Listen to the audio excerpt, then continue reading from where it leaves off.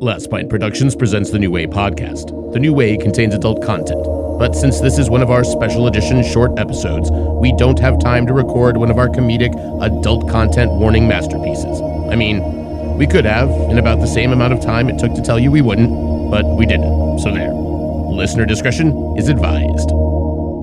That was perfect. Perfect. Mr. Wood, do you know anything about the art of film production? Well, I like to think so. That cardboard headstone tipped over. This graveyard is obviously phony. Nobody will ever notice that. Filmmaking is not about the tiny details. It's about the big picture. The big picture? Yes. Then how about when the policeman arrived in daylight, but now it's suddenly night?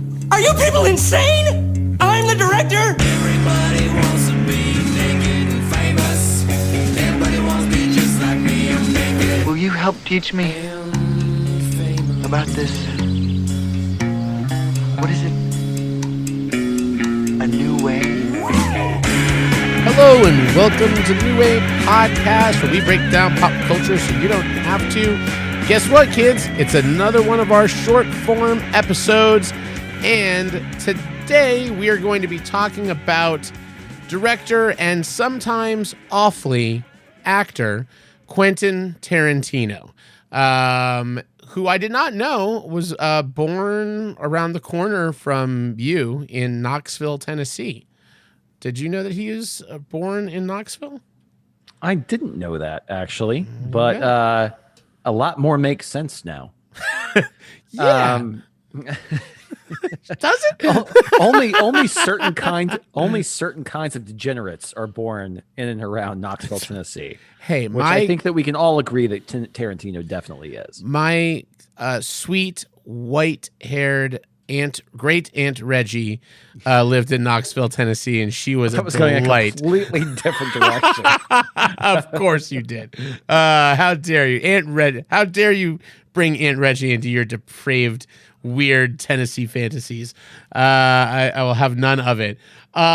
It's funny. So, we try on when we do these spotlights on directors or writers, which he is both, to give a little bit of history on them. He was the son of an actor and a producer, which makes sense that his entire upbringing was kind of just being thrust into the world of film. I did not know he was named after Burt Reynolds' character's name on Gunsmoke, which was Quint Asper. Nice. Weird things. His parents divorced. Mom remarried and kept taking him to film screenings. Wrote his first screenplay when he was 14 called Captain Peach Fuzz and the Anchovy Bandit, which is just so precious. To think at one point in his life he was a precious, just so precious. Which was apparently it was a parody of Smokey and the Bandit, which is kind of amazing. But actually, after a review of that script for the first time, you realize there are 97 F-bombs. And 3 N-bombs, which for a 14-year-old, very controversial. I've had enough of these fucking anchovies. Drops out of high school, works as an usher in an adult movie theater. Then he decides to take act. I love that apparently for a while he was fancying himself to be an actor, which is just staggering to me. But he famously worked, though, his big main job before hitting it big is he worked for 5 years at a video store in Manhattan Beach, California, where he was kind of known as this guy that was writing all the time and had this encyclopedic film knowledge, especially for 70s kind of blaxploitation movies and kung fu movies and all these genre picks that he kind of grew up on with his family.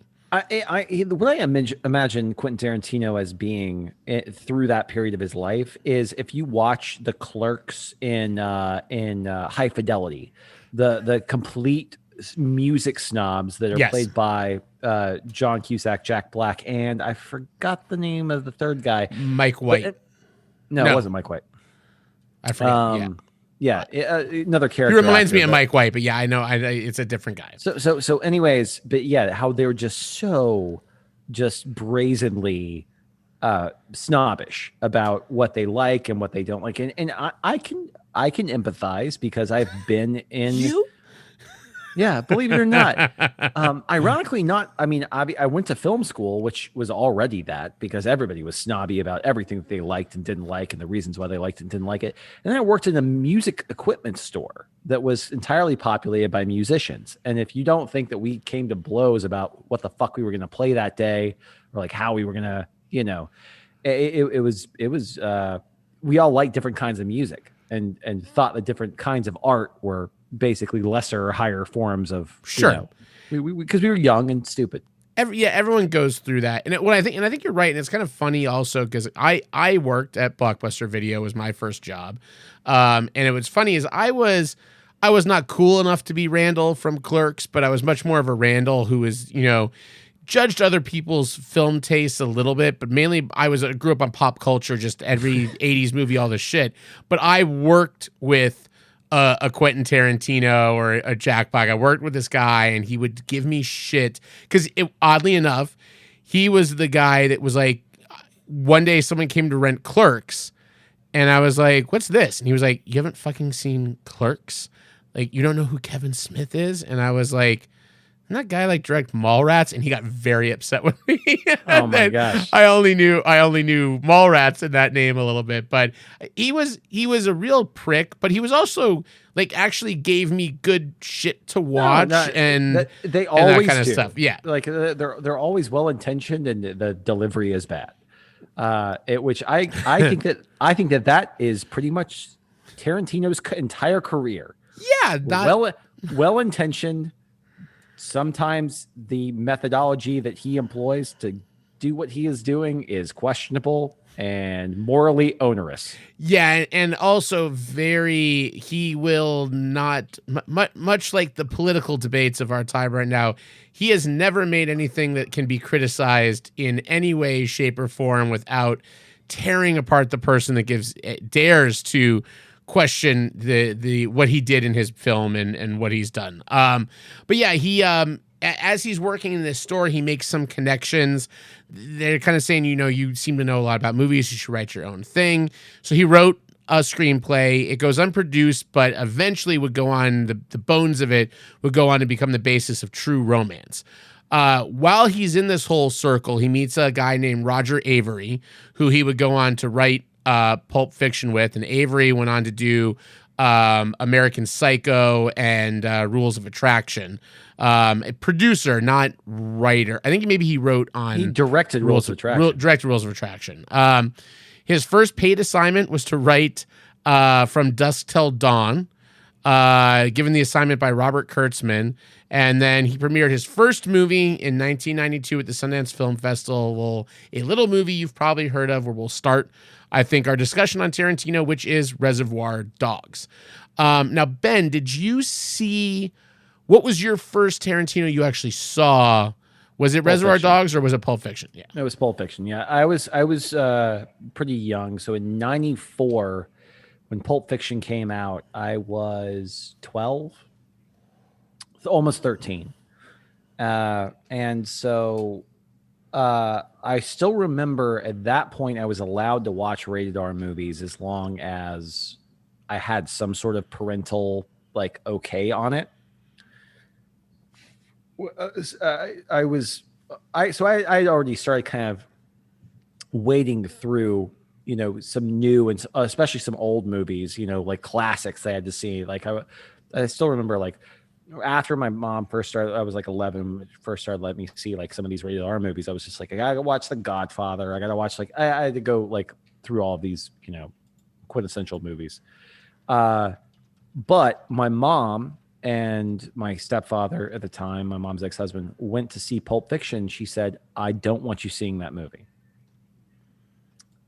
Which means I had to watch it the first chance I fucking got. Of course. Which is I did 3 weeks after it had come on video.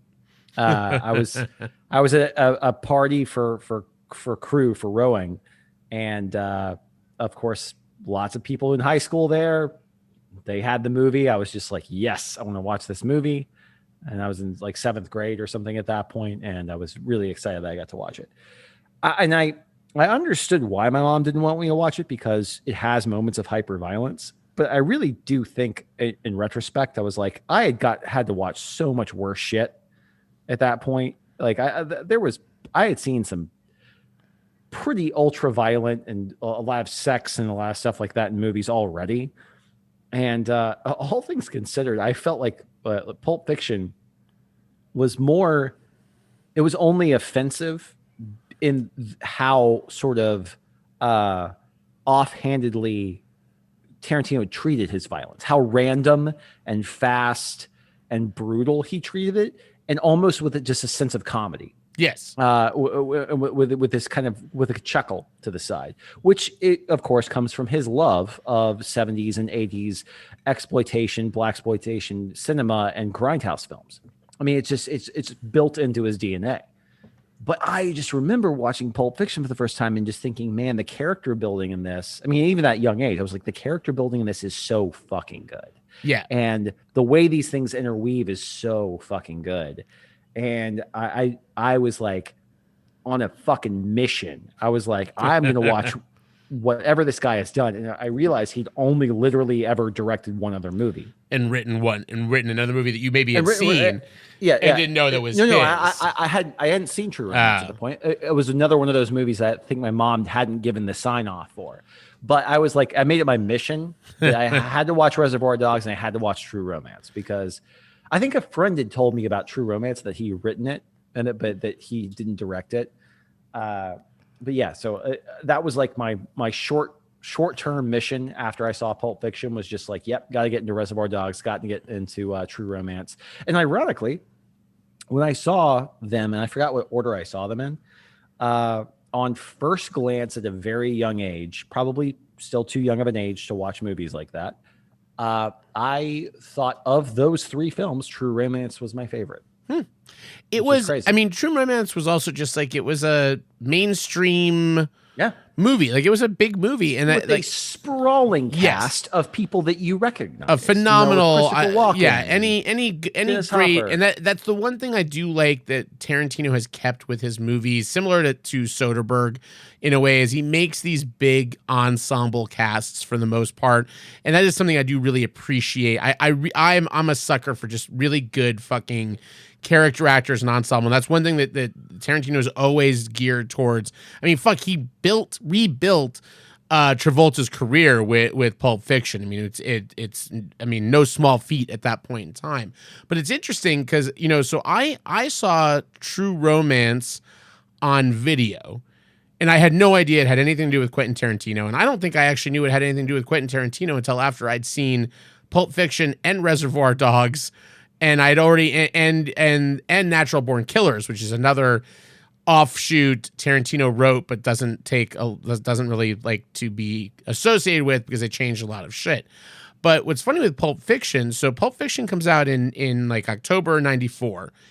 It's big at the awards season as far as nominations, but wins nothing because that's the year of Forrest Gump, which beats out Shawshank Redemption and Pulp Fiction. The greatest year of movies almost ever. Yeah, a ridiculous fucking year. So I remember I saw Pulp Fiction in the theater in like February. So I got my license I turned 16 and got my license in January of '95. Oscars comes, and because Pulp Fiction is up for a lot of Oscars, they release it. They put it back in the theaters. And I remember we had like a really good English lit teacher that was like, had been talking about this movie, and like if you're old enough to go see this, your parents say it. So I remember my buddies Casey and Mark, both listeners and call-in people on the show, we went up to Jupiter 14 and watched Pulp Fiction, and I remember the film burned. The reel actually burned, the negative. So we thought it was all fucking, like, everyone's in the movie watching this like kind of not avant-garde, but like this very stylized thing. So all of a sudden there's like burn appears and like goes to the screen. So we're all just like sitting, and we sat there for probably 2 minutes thinking that this was like part of the movie. And the lights came up and like, hey, we're gonna have to we got to restitch this together and get you back to where you were at in the movie. It was one of those things I'll always remember of like this bizarre thing with it. And I remember I'm at 15, 16, the movie is like, it's a great introductory movie for that age, for somebody young that wants to like kind of take that next step as far as movie, because it's accessible but also like pretty interesting in how he does it. I think that's a perfect way to put it. It's kind of like drinking Dogfish Head 90 Minute for the first time. It's just like your introduction to craft beer. Yes. It's just like, wow, this is different and really like not what I'm used to drinking. The same thing happens with film, is just like where I remember in Pulp Fiction was definitely one of those movies that got me interested in independent film. But I had the exact same sort of feeling when I saw The Graduate for the first time. Yeah. That was just like, I'm interested in like this type of filmmaking. And I still remember the first time I ever saw The Fly, David Cronenberg's The Fly. And I was just like, I didn't realize like you could do this type of like horror and it's just disgusting and like, but it's also psychological. And I didn't realize, like, I remember having this very visceral reaction to it and just being like, wow, I gotta watch everything that David Cronenberg has ever made. And I did. Yeah. The course of like 4 weeks. I don't recommend that, by the way. I don't recommend watching everything in David It's a Cronenberg's real dark filmography place in to 4 go, weeks. man. Yeah. Real dark. Yeah, and I think, and what I like, especially for Tarantino as an introduction, because I also, like Kevin Smith wound up being a few years later. I like this idea that you could make a movie that was like a play that was just dialogue and it didn't have to be cinematic. But Tarantino was also doing that, except he was adding cinema to it as well. He was having these conversations, right? That you have these characters having these banal kind of just discussions about life and weird pop culture things, and especially Reservoir Dogs. I mean, the whole opening of Reservoir Dogs is just such a great fucking the whole debate on tipping, and you've got these 5 guys and you don't really know what you're being thrust into, and I think that's also one of those great things about that movie, and most people did that, right? They went from Pulp Fiction to Reservoir Dogs. Yeah, I mean, that's the way I obviously went. I think that again, it's about character building. It's about world building, and I think that's the thing that Quentin Tarantino has always been exceptional at, is building a very specific world in which these stories sort of exist. I mean, honestly, I think it's his biggest strength, because a lot of times some of the dialogue can feel contrived within its own, to the point where, and this is, I don't mean to make like a Christopher Nolan or Kevin Smith reference, but where they exist so much in the world where they exist that the dialogues just starts to feel so expository, or so it kind of takes you out of it a little bit. To quote Family Guy, it insists upon itself. Yes. It draws there's a, so it's the same thing as acting, right? You talk about performances that, like, I hate to talk about him because he's a dick, but Kevin Spacey is a great example of an actor who you always see acting. Like, Kevin Spacey is always Kevin Spacey giving it can be a great performance, but it doesn't feel necessarily lived in. It's someone that's reading the lines so interesting and so well and so technically on point that it is very satisfying. But then I think it becomes hollow the more you watch that thing happen. I mean, you can make the argument for a lot of performers that kind of perform within their own sort of thing. I mean, like for people that we love.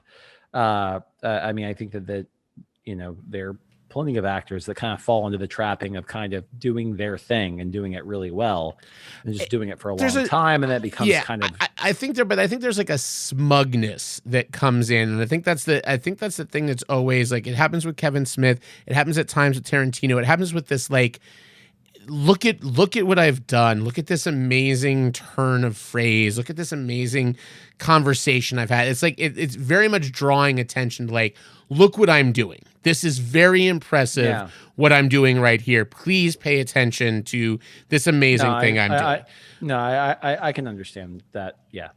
And I think that's probably typically where Tarantino goes off the rails for some people, is that this stuff becomes too precious at a point where you're like, okay, I get it.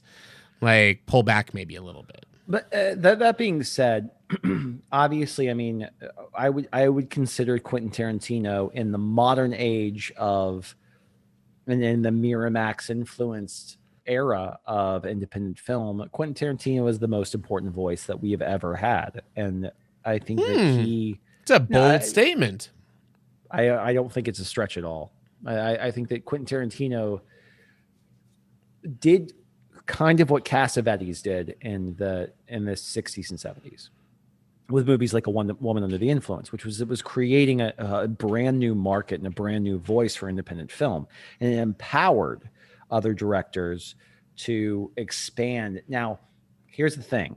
Like Soderbergh made Sex, Lies, and Videotape in 91. I'm not saying that Quentin Tarantino reinvented independent film. I'm not saying that he was the one that drove the whole independent market, but Soderbergh wouldn't have gotten movies like Out of Sight if it wasn't for Quentin Tarantino's success. That's my opinion, is that he kind of drove the economic engine behind getting more clout behind very talented independent directors. Richard Linklater, I don't think Richard Linklater would have gotten before Sunrise if it hadn't been for the success of a Quentin Tarantino. I think it comes down to Pulp Fiction. Like Pulp Fiction is, it is very much that gateway movie for a number of things. I wasn't disagreeing with your opinion. I was actually just sort of surprised because I know you're a Quentin Tarantino fan, but I've never felt you were like super hot on him, like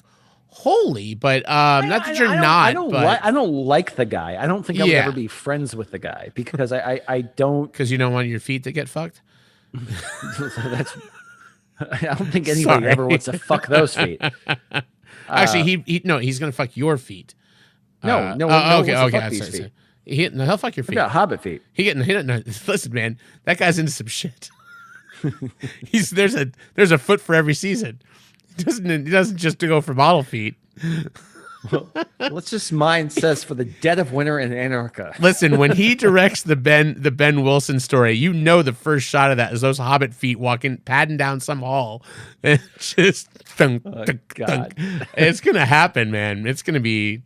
He's gonna have your toes talking about some fucking obscure. He's gonna have your toes talking about the Red, White, and Blue trilogy.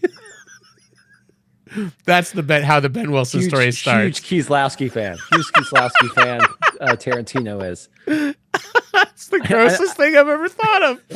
Oh, I did it. That's the grossest thing I've ever said in the podcast, for me, at least personally. That's so funny. But anyways, I just mean like I like Tarantino as a voice, as an artistic voice, and I love what he did for independent film because, and although he ended up empowering some of the wrong people, i.e. Miramax, and that's not his fucking fault. I mean, that's just it's not his fault. It's not his fault. They sadly had a good eye for fucking indie talent and the money to back it up, and then decided to use it as a fucking Yeah, but I mean, you think about all the independent film directors that came out of that era: Anthony Minghella and Linklater and Soderbergh and Tarantino. And I mean, Spike Lee is the only one that I put up in this in a similar vein to Tarantino, but he never had the. Spike Lee may Do the Right Thing in '89. Yeah. Spike Lee was already a well-established. Yeah, he was at that point. Actually, I mean, at the point of Tarantino's sort of emergence, Spike Lee was probably the most famous independent film director in the world. Sure, but I don't think he ever, and I don't think made Jungle Fever. He had clout, but I don't think he ever. I don't think anybody really. Pulp Fiction was such a everyone was fucking talking about that movie. Everyone was watching that movie. It was this big fucking pop culture moment that I don't think even. I mean, I think Spike got close to that, but I don't think he ever got to what Tarantino did with Pulp Fiction as far as just like mainstreaming that indie movement. Yeah, it's tough. I mean, it's a tough. They're also similarly divisive voices in their own way. I mean, it's an interesting kind of way to look at both of them. I would say that. I mean, I would say as many people could probably pick Spike Lee out of a lineup as they could pick Tarantino out of a lineup. So I would say that his as a cultural but icon. How many movies if you go and ask the average Joe out on the street, more of them are going to know Pulp Fiction than they're going to know any Spike Lee movie. Who directed Pulp Fiction? Who directed Inside Man? Yeah. Sure. Yeah. It's interesting though. Well, and so Tarantino also has like, so it's kind of interesting. So you've got Reservoir Dogs, which kind of gets revisited once Pulp Fiction hits it big. Which I think is that, and I will say, and I'll preface everything else we say on the podcast with this. I still think that Reservoir Dogs is Tarantino's best film. I think that restraint creates a culture of innovation. I think that not having the ability to do everything that you want to do is oftentimes the best tool that a filmmaker has. I think Reservoir Dogs is nearly a perfect movie. There are a couple of There's lines no fat on it. Don't like it, but it's so streamlined. The performances are uniformly fucking excellent, and it's well shot, well written, well executed. I don't, and bloat is something we're going to get to with Tarantino because bloat is a problem. Bloat, of course, was his 5th feature film. Yes. No. It's the movie he made in between the 2 Kill Bills. That's right. No, so it's kind of interesting with him. So he writes True Romance. He writes Natural Born Killers, which winds up getting directed by Oliver Stone. Another one I saw in the theater that was a very bizarre movie. As I was starting to see these movies that I didn't quite understand or necessarily get, but I was at that point I'm starting to kind of like grasp these things. So then Tarantino, it's interesting. Pulp Fiction is this big deal in 94. It's up in the Oscars in 95. And then he does a segment of the movie 4 Rooms, where he also acts in it as well. That's okay, but it got a lot of play because it was Tarantino, and everyone was kind of like, "What's the next thing you're gonna do?" Then, these are the little things that I like about Tarantino that are interesting. Like in a few of them, one, Ben, you bring up a lot, which I think is always fascinating, which is Tarantino's like his movie list, right? Like his like movies I wish I directed or movies I really like. I like seeing what. It's one of the reasons why I like him, actually, Yeah. because they're always so diverse, and I'm like, you know what, the dude is truly a film fan. He makes one kind of movie, but he loves all kinds of movies, which is great. Yeah, and that's why in 1995 he winds up directing an episode of ER because he's just a fan of the show. Yeah. And it was like, can I just go direct an episode of, I'm like the most in-demand like filmmaker right now. I just want to direct an episode of ER. Then he goes and acts, which of his acting performances, I will say this is the best. But he acts in From Dusk Till Dawn, which is the most passable I've found him in acting roles. Absolutely, I think honestly the worst. I really think the only sour note or the biggest sour note for me in Pulp Fiction is his performance. Well, it didn't help when you dropped 14 N-bombs over the course of about 5 minutes. Yeah. And also, don't put yourself in a room with Keitel and Samuel L. Jackson and a newly engaged John Travolta. It just doesn't. It literally feels like a temp scene. Like they didn't have, like they were shooting like coverage and some guy just was randomly like shouting things out. But then he does, I think, what I would consider maybe his most critically acclaimed, but like sort of not forgotten, but it's a weird movie. Is Jackie Brown, which is that Elmer Leonard. My second favorite movie of his. Which, and I think it's a phenomenally good movie. Another fucking the cast in that, and a great crossover with Out of Sight with Michael Keaton's Ray Nicolette being in both of those. But yeah, Jackie Brown's one of those funny ones that it's not. It's always brought up in lists, but it wasn't like it's not like the first one that comes off of anybody's lips, but it's always the number 2. I still remember the marketing for that movie was so cool too. Do you remember what the first teaser was? It was just the black screen and you just heard Quentin Tarantino go, "Pam Grier is," and she goes, "Jackie Brown." Yeah. And she goes, and he goes, they're like, "Take 2." And he goes, "Pam Grier is." She's like, "Jackie Brown." And he's like, "Pamela Grier is." And she's like, "Jackie Brown." It was such a cool. I just remember the marketing for that movie, even though it wasn't a huge hit. I was just like, oh, it's still just a cool voice. It's just like a different type of voice or whatever. But yeah, No, AK-47s when you got to absolutely kill every motherfucker in the room. So no substitutes. Well, and it's interesting, and I think there's also a thing that happens in that movie that I this may be I won't say it's a controversial take, but it's also interesting when you bring in big actors or other actors into these ones where I feel like I like that movie a lot, but I don't love De Niro in that De Niro's movie. I mean, he's never going to be a weak link in the movie. No. But he could be almost anybody else. Yeah, it's Peter not Falk is better in that movie than, I mean, yeah, and that's and I think that's an interesting thing to watch. And that's actually one of my favorite things when we talk about, especially these filmmakers and writers. I love watching new actors join into, you know, an existing troupe or someone that's got a real strong voice. Like when they bring somebody new into a Wes Anderson movie or into a Coen Brothers movie, like Malkovich in Burn After Reading. Like it's one of those things I'm like, oh, Malkovich hasn't done a Coen Brothers movie, and him delivering, you know, like him reading Some these of that lines is like dialogue, right. so it fits together so well. And then other times it doesn't. but what about my memoir? My memoir. Your what? My memoirs. My memoirs. It's so good. But yeah, like Jackie Brown is just it's just great. And then it's funny, another, you know, Tarantino thing is then he disappears, quote unquote disappears for 6 years to basically make what I imagine at that time that was his opus, was the Kill Bill saga.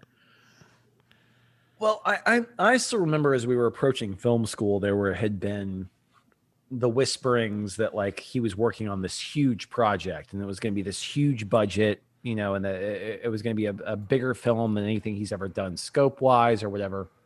But that apparently it was like a mess. And I'm assuming that, yeah, he probably just kind of removed himself from the equation after Jackie Brown and then just started writing that. And I think probably wrote a lot of other stuff too.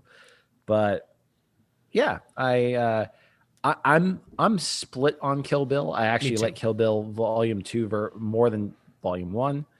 And it's super over the top and super stylized, but you can't help but appreciate some of the flourishes, especially with the casting, and some of the creative flourishes as well. I mean, like it was different than anything I'd ever seen, where it was trying to marry the concept of having like a highbrow independent film with a straight up like early 80s, late 70s kung fu movie. Yeah, and it was cool. No, and it's interesting. I mean, it's a 2-part movie, but it also like crosses genres a lot, especially the first one. It wasn't supposed to be a 2-part movie. Originally, it was supposed to be like a 4-hour movie. Yeah, like one 4-hour movie. think it works okay as 2 parts. I don't know that. Yeah, I don't think I would want to watch. I've tried actually to watch the whole thing all together in one sitting. It's a lot. But yeah, there's some there. It's one of those where the pieces don't add up to the whole. Like there are great moments in it, but it's not one of those movies that I revisit a whole lot. Yeah, I would say there were exceptional moments in it. I think that there are a few parts that are absolutely just stunningly well done. I think it's in the end of 1. Where is it in 2? Yeah, it's in the end of 1. The katana sequence between Uma Thurman and Lucy Liu, like where it's snowing out back, and it's just, I mean, when we're talking about that was coming out around the same time as like movies like Hero and movies that really embraced that. Goddamn Hero's beautiful. That kind of Hong Kong style of filmmaking with the newly kind of integrated popularity of that, which happened with Crouching Tiger, Hidden Dragon in the late 90s and 1999 and 2000. So but it managed to look like that movie. Like it looked like its own movie and still be just beautiful and gorgeous and was well choreographed. And I know that, and of all the things you could accuse Quentin Tarantino of, he's definitely very methodical and definitely takes care in every single frame of every single thing that he has ever put to screen. Yeah, I mean it's clear it's his vision no matter what. And so whether you like it or whether you hate it, I think you have to have a little bit of respect for that, just because it's it's uncommon. Sure. I think even in the most collaborative medium, he's the James Cameron of independent filmmakers. Like I said, which is a blessing and a curse, man. I can't imagine which of those two directors would be more upset at what you just said. I think equally unhappy, but no, I mean they're both.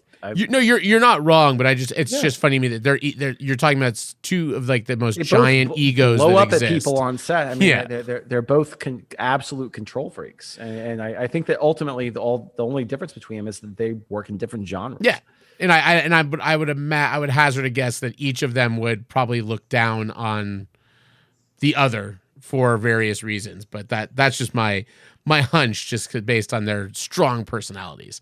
Of course. So like following through his filmography, next thing he comes on is he directs he anonymously, but not anonymously, because everyone knew about it going into the movie, directed a scene in Sin City. Sin City, yeah. Which was a big, like, it was one of those, like, that everyone knew. Like, I mean, we're going to the theater, I was like, oh, this is the Quentin Tarantino directed some scene. See if you can figure out what it is. Between Clive Owen and Benicio del Toro, in the severed head scene, which is a great scene. Yeah. And it's a great part of the movie, but there's no reason why he had to direct that. It's literally just because he's friends with Robert Rodriguez. Yes, exactly.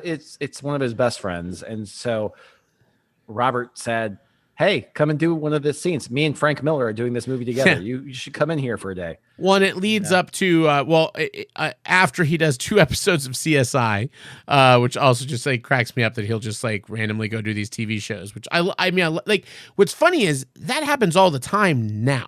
And it especially happens with pilots and producers. You get a lot of these big filmmakers come in and they'll direct a pilot or a couple of episodes. But like when he was doing that shit, nobody was doing that. Yeah, it was TV directors handle the TV shit. Yeah, and like you didn't do like that. It was a very avant-garde. Just be like, yeah, I'm gonna go and fucking do this. It's like Franco going to do his run on General Hospital. You know, like these things that just don't it didn't happen. But after his episodes of CSI, he goes on to Grindhouse, where he works with Rodriguez again, and does the Death Proof. Does he do all of Grindhouse, or is it just no? He did just Death Proof, and Planet Terror was Robert Rodriguez. And yeah, I remember Death Proof was one I didn't see it.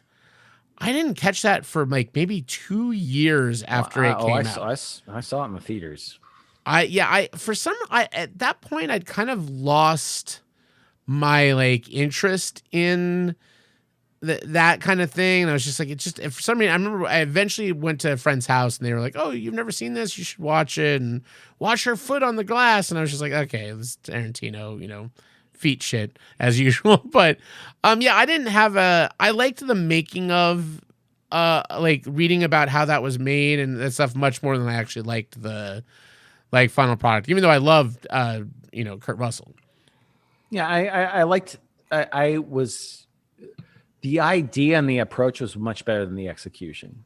But I also feel like, especially if you looked at like the press and stuff that Tarantino was doing, like as it was coming out and after it came out,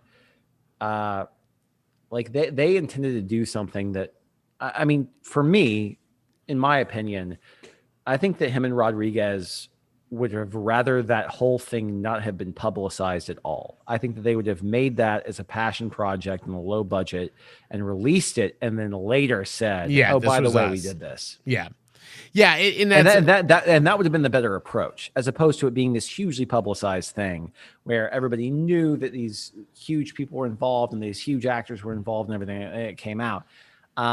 But I think that's why I think he became especially cagey after that. I think that's what led to Inglourious Bastards. And I think that, I mean, honestly, I think that whole experience sort of dictates the last line in Inglourious Bastards as well, because people were being very critical of Quentin Tarantino at that point for being overly indulgent, for only doing the type of stuff that he wants to do with, at expensive character or expensive art.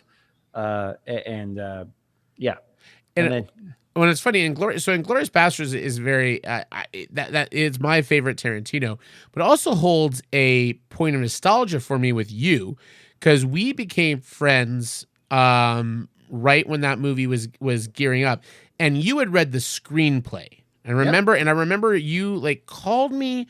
I very distinctly remember the conversation. I was in like I was in the beer aisle of a store, and I remember talking to you, and you were saying like you were like, if they pull off what they've done in this screenplay, this is going to be like one of the most satisfyingly amazing flicks like ever. You're just like, if they actually pull off this shit, it's one of the best screenplays I've ever read, and I got super excited for it.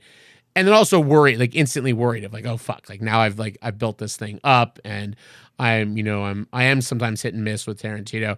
But I remember going into that and just that first scene, just fucking like, which ended up being better on the screen than it was on the page, which is hard when you. I mean, it's Christoph Waltz's, like that performance. But I mean, there are a few movies that just grip me like hardcore from the opening scene, and that was one that just like, it could have done almost anything at that point, and I probably would have been on board, because I was just like, this is so riveting and terrifying and amazing when I'm watching. And I really, for me, I mean, the movie has the fact that it's got that opening scene, and it's got the basement scene, and it's got the Tarantino fun, buongiorno, like the comedy, like it hits all of the main things that I really like in a Tarantino movie. It really just like checks all of those boxes for me. Well, and I agree. I love that movie. My one criticism of the movie would be that it's not necessarily a movie more than it is a series of vignettes that are somehow connected together. Sure. It felt like it was written over a long period of time with a different kind of modus operandi kind of going on with every scene. And so ultimately, I think it works on its own terms. It doesn't feel as like true of a vision, especially when you're talking about multiple connected stories, as like a Pulp Fiction or a Jackie Brown, where we're dealing with multiple storylines, but they all like intersect in the right ways. Instead of intersecting because the plot says to push this together. This one, it was like, I felt like it was like he was forcing it to kind of move in the directions where it would form a narrative that was somehow going to make sense. Sure. But the character work is so good in it that it's totally forgivable. I mean, and it's my third favorite Tarantino movie is Inglourious Bastards. I really do love it. I really love. I think that Brad Pitt is miscast. That's and I would say that's he's fine. It's just a lot of mugging. Like it's a lot. That's another one. Like, look at what I'm doing. Like, here I am, Brad Pitt playing the Southern guy doing this thing versus let's put a really good character actor in that role that's going to just sort of disappear into it. I think it works better. Just imagine. Oh my gosh, what's his name? He plays. He was like Brainiac in the original Hulk. He was. I was just at Tim Blake Nelson. Tim Blake Nelson. Yeah, I was thinking him or Walton Goggins. I would have been good with either of those. I think Walton Goggins would have been too over the top because him plus Tarantino just equals just like explosions or something on screen. But Tim Blake Nelson can underplay it. Yeah. But I was like, you put Tim Blake Nelson in that role, and he just disappears into that role. It feels so much more earnest and so much more earned to me. But, I would really love to go back in the scheduling that fucked it up from happening, because I would have loved to have seen Sandler as the Jew Bear. One of the few things I would have been very interested to watch that happen. I'm pretty sure it's the Bear Jew. The Bear Jew. The Jew Bear? The Bear Jew? Okay. I can't say either of those things, but so yeah, and then so are you saying you don't like Eli Roth? What's wrong? Eli Roth is fine. He's not bad, but I think it would have been the funniest part. Interesting. The funniest part about Eli Roth's like appearance, he comes out and he's like this badass or whatever, and he hits this moment.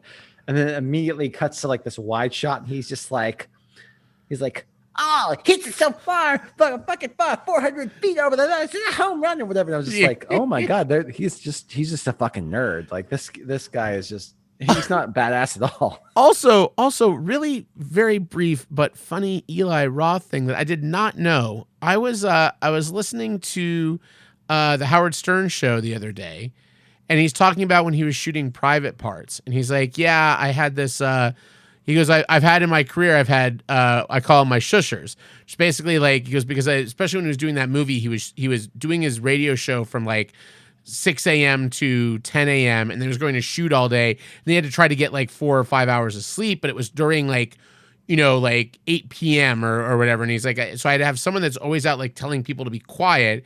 And he goes, and I get this fucking kid that all he's doing the entire time is like writing on a notepad saying he's going to write some fucking movie. And I'm like, you need to be focusing on shushing. And it was fucking Eli Roth. And Eli Roth was writing Cabin Fever while he was a PA on Private Parts, and he would sit and write it. And like, for him, man. I had no fucking, I'd never heard that story before, but I was like, that's awesome. It's crazy. I just like it because I was listening to Stern tell the story before I knew who it was. He's like, I got this fucking kid out here writing this stupid movie. And I'm like, he goes, and then of course he went on to be big, and they didn't say who it was for a while because I guess it's like a known thing. I'm like, who the fuck is this? I've got to know. And he's like, oh yeah, I wrote Cabin Fever, Eli Roth, good guy. Very interesting, but and the irony of that entire thing is that like I know Eli Roth has like a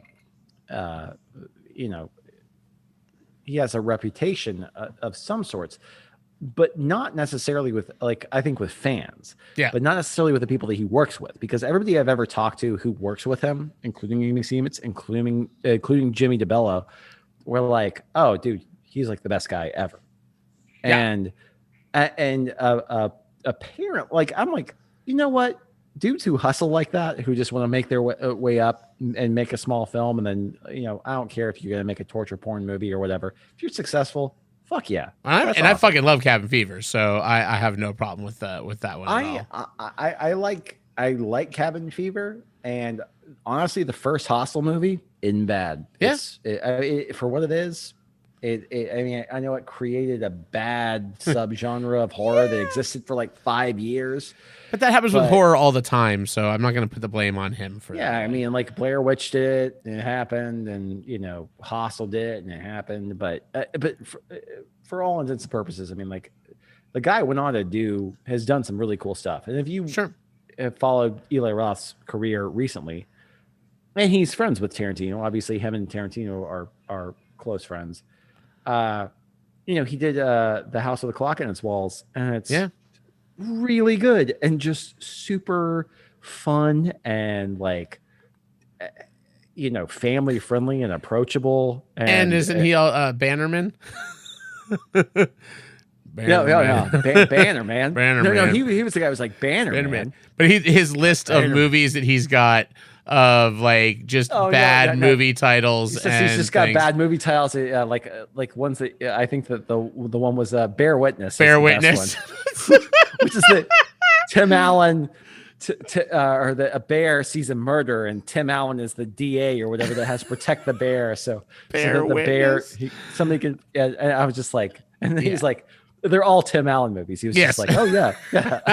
they're all Tim Allen movies. But yeah, so now we're on the backside of Tarantino's career, where he's threatened several times to retire after a certain number of movies. Whether that'll happen or not, who knows? But he does Django Unchained, which is an interesting movie. He originally fought very hard to try to get Will Smith on board. He couldn't get Will Smith and wound up getting Jamie Foxx instead. But it also brings back Christoph Waltz, who's just fucking, tears open that scenery. And also the first time he works with DiCaprio, who just like commits 110% to that. And also in a way that's interesting, like when you look at Brad Pitt and Inglourious Basterds, and you look at DiCaprio in Django, is very. I have a great note to put on that, because what DiCaprio did in Django was not what Brad Pitt did in Inglourious Basterds. No, not at all. I think that what DiCaprio did in Django is, and I don't mean to be diminutive of Brad Pitt's talents, of which he has many, but when you are in a room with DiCaprio, I don't care if you're Quentin Tarantino, you are in a china shop with a fucking bull. Yeah. And you're gonna let that animal do whatever the fuck it wants to in there. So I think that was the first time ever that Quentin Tarantino was just like,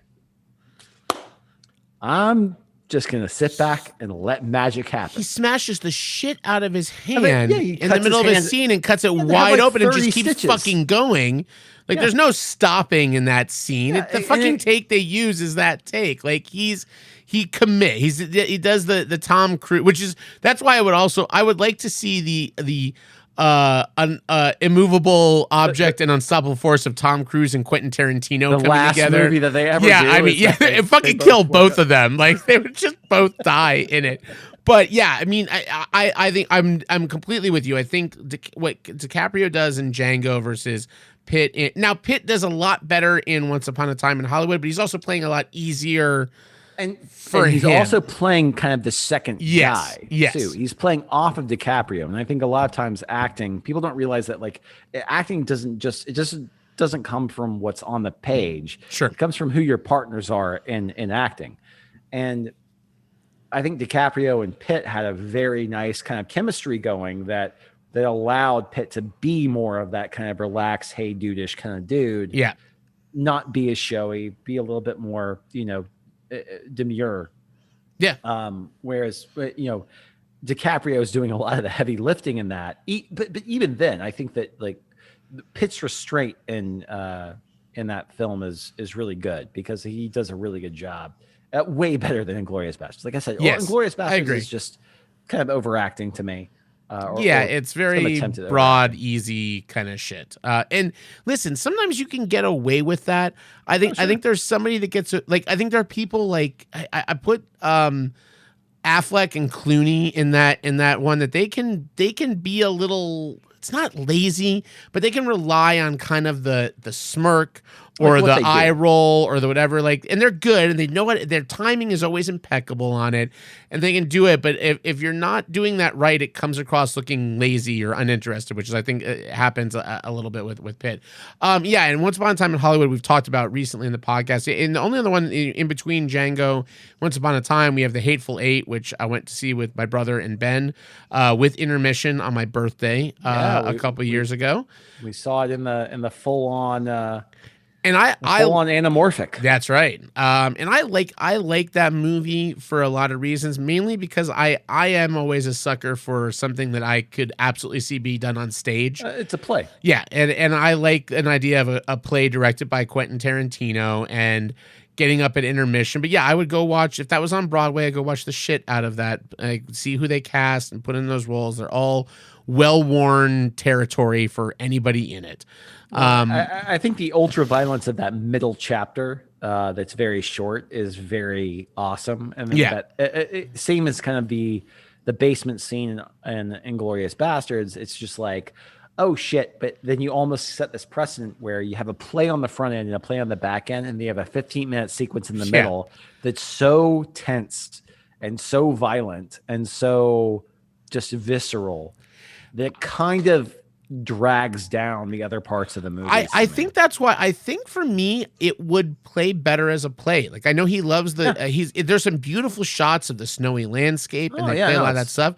But I mean, McCoy is awesome. I mean, I think awesome. that plays like a play to me. It ends with these two characters and there's quiet moments. It starts with like this kind of Agatha Christie, all these people, the pieces being putting into motion, and then you have this huge chunk in the middle that's just like character stuff, and then holy shit, this like crazy turn, and then on the other side of it. But yeah, I would always, I mean, I don't know if he would ever do that, but I would love to see something like that option to be done on stage and recast maybe that's his it. next career. Maybe he'll do his last movie and then just be like, nope, I'm adapting Hateful Eight for be stage. Fucking great. Or any, I mean, really a lot of his, not all of his movies, but a lot of them could very well you be. You could do Reservoir Dogs on stage very easily. Absolutely. And it would be really good. Yeah. And I also like that as well because why I don't ever mind remakes necessarily is because I like theater, because I like watching different casts come in and out, and people, I like seeing other people do certain roles and see what they would do. But yeah, I mean, recasting Reservoir Dogs with like fucking like let's bring in Gyllenhaal and Chris Pine and fucking the young people of now and like fucking tear that one up. All of our good character actors that can work right now would be fucking great. But I think that'll wrap up our podcast on Mr. Quentin Tarantino. And we'll be back, of course, with more new episodes as we get to them. So we'll talk to you next time. Cheers. Cheers.